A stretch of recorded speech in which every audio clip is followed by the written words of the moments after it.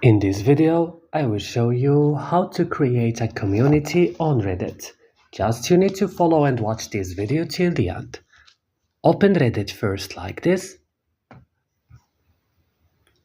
And after that, you have to go and click on this three line in the corner of the screen. And right now, you will see here this list. You will find here your community.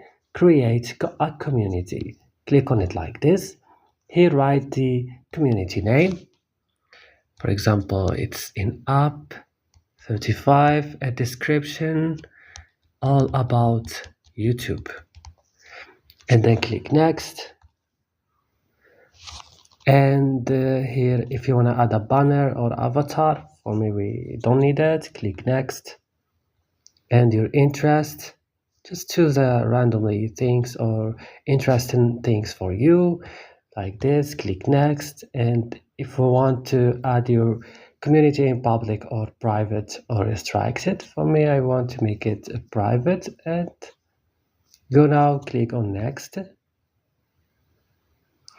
And yeah, that's all, guys. You have a community right now. That's all in this video. Don't forget to like and subscribe, and bye.